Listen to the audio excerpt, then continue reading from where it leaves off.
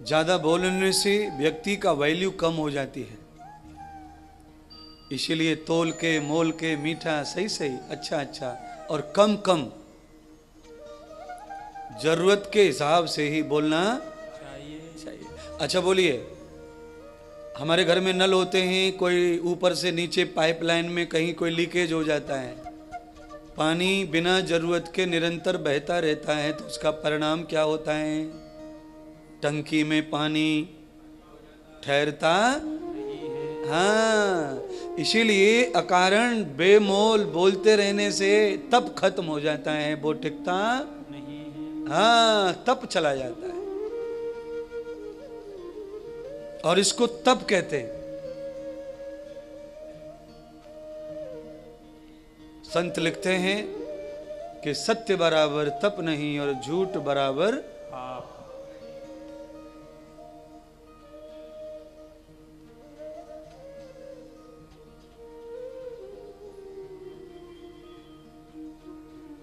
संकल्प करो कि हम अपने घर पे रह करके जितनी देर टीवी देखते हैं उतनी ही देर बोलेंगे दुनिया में, फिर आप फिट आदमी हो जाएंगे। अब 4 घंटे टेलीविजन देखें तो 4 घंटे बोलो, 2 घंटे तो 2 घंटे, 1 घंटा तो 1 घंटा। और अगर टेलीविजन मतलब मोबाइल वगैरह कुछ भी,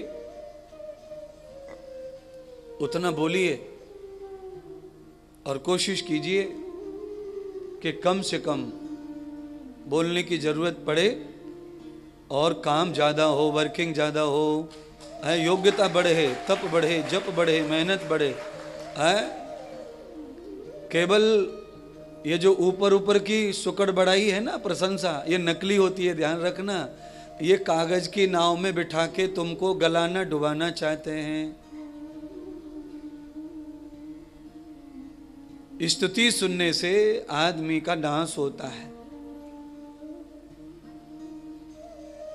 इसीलिए समाज में किसी की आप स्तुति करो तो समझदार आदमी का जवाब क्या होता है? अरे भैया सब आपकी वजह से है, ये समाज है, ये दुनिया है, ये भगवान है तो हो रहा है, नहीं हमारा क्या है। अच्छा, इतना कहने से कोई दे देता है हमको? कोई नहीं देता। आज तक हम जितने बंगलों में गए वास्तु शांति में, सब ने हमको यही कहा, गुरुदेव आपका है, ये सब आपकी दुआओं का फल है, आपकी कृपा का फल है। बड़े बड़े बिल्डरों के यहाँ भी गए, 20-20, 30-30 मंजिल के फ्लैट, हजारों फ्लैट, फीता काटा, ये सब आपका है। हमने कहा एक फ्लैट दो, बाल बच्चे रह लेंगे, क्या बोले। देना देना नहीं है, पर आदमी स्तुति को सुनना पसंद जो करता है वो हमेशा खतरे में ही, क्योंकि उससे अपमान बर्दाश्त नहीं हो सकता, फिर आदत एक तरह की पड़ जाती है। अच्छा, कई लोगों को मीठे की आदत हो जावे तो फिर वो मिर्ची ना खावे, और जिस दिन मिर्ची खा लें गले में बड़ी जलन होए, और जिनको मिर्ची खाने की आदत होती है वो मीठा खूब खा लेते हैं। जो कड़वा पचा लेते हैं उन्हें मीठा भी अच्छा, पर जिन्हें मीठे की आदत हो जाती है उन्हें कड़वा चलता नहीं है। तो आज सौगंधे खाओ कि हम कड़वा ज्यादा पचाएंगे, सत्य से।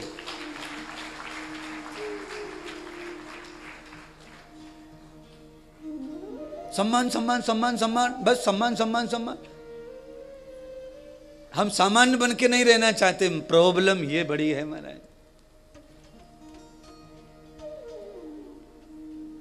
और सुनिए, असली बात रह गई,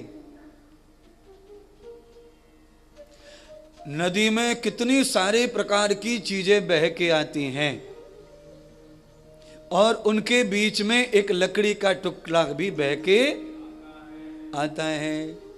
धीरे धीरे सभी चीजें नदी में समा जाती हैं, पर वो लकड़ी का टुकड़ा अकेला ही तैरता। हम सामान्य के साथ भी रहें पर ओरिजिनल हैं तो एक दिन हम रह जाएंगे, सब छट जाएंगे, छटनी हो जाएगी ये ढपोल शंकरों की, और क्वालिटी बचेगी हमारा। सब छट जाते, अपने आप कट जाते नकली लोग। उनको दूर करना नहीं पड़ता, वो दूर हो जाते हैं। और उनमें से कोई असली होता है वो जमा रहता है, चाहे वो गुरु जी हो, चाहे वो चेला जी हो, चाहे वो परिवार जी हो, चाहे वो दुनियादारी हो, चाहे वो विचार हो, जो भी हो, बस सब थोता थोता सब अलग हो जाता है। नदी सबको निगल जाती है महाराज। और सुनिए, इतना नहीं और रह गया है, ये नदियां समुद्र में जाके मिल जाती हैं तो भी लकड़ी समुद्र में भी तैरती। और सुनो, मनुष्य नाव कब बनाना सीखा? जब उसने बाढ़ में लकड़ियों को तैरते देखा, तब उसने लकड़ी का यूज किया नाव में। और लकड़ी के ही ढांचे से लोहे की नाव भी बनती है, जिन्हें हम पानी का जहाज कहते हैं। अच्छा ईमानदारी से बताओ, गाटर ले जाके नदी में डाल देंगे, तैरेगी कि डूबेगी? डूबेगी। अच्छा उसी गाटर को पिघला करके पतरा बना के नाव बना दी जावे तो उसके लिए क्या होना फिर? लोहा वही है। पर जब वही लोहा ओरिजिनल आया और डाला तो डूब रहा था, उसी लोहे को जब किसी ज्ञानी के, कलाकार के अंदर से ले गए तो वही लोहा तैर रहा था। ऐसे ही तुम लोग डूबने वाले हो, जब गुरुदेव के हाथ में पड़ते हो तो तुम ही तैरने भी लग जाते हो।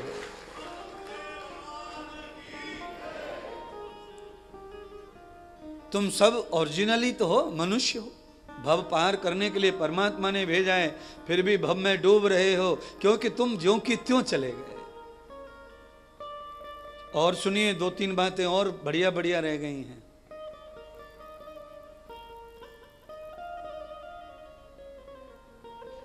आप कभी केरला जाएंगे तो केरला और तमिलनाडु की बाउंड्री मिलती है। वहां पे बड़े सुंदर सुंदर बीज हैं समुद्र में, और कुछ झील है। 22-23 साल पहले हमें मौका मिला जाने का।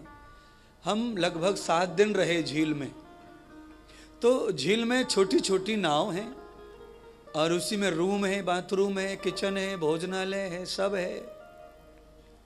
आप समझना, मैं ये कहना चाहता हूं कि उस नाव में भी जो किचन है वो ग्रेनाइट से बना हुआ है और वो डूब नहीं रहा, पत्थर है।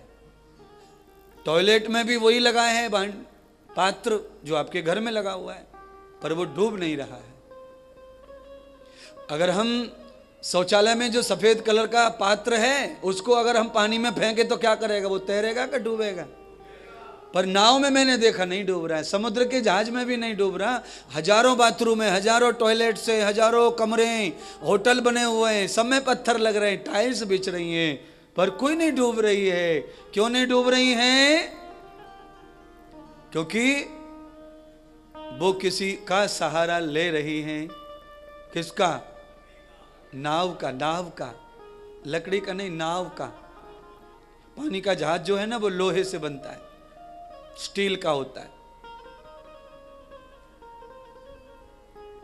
लकड़ी की नाव जो है समुद्र में अधिक लंबी आगे तक जा सकती।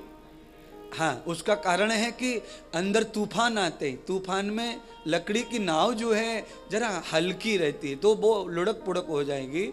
इसीलिए लकड़ी के आकार, नाव का आकार, पतरे को पतला करके उसी ढंग से लोहे को बनाया है और उसमें भयंकर वजन होता है। जहां पानी कम है वहां नाव तैरने में सफल है लकड़ी की, पर इतना जरूर पानी होना चाहिए कि नाव टिके ना। पानी वजन को सहन कर ले, नाव को पानी ऊपर रखे अपने आप से, तो पानी में नाव तैरती है। और लकड़ी चाहे जैसी नाव पानी में डालो, नाव मत बनाओ लकड़ी की मिश्रा जी।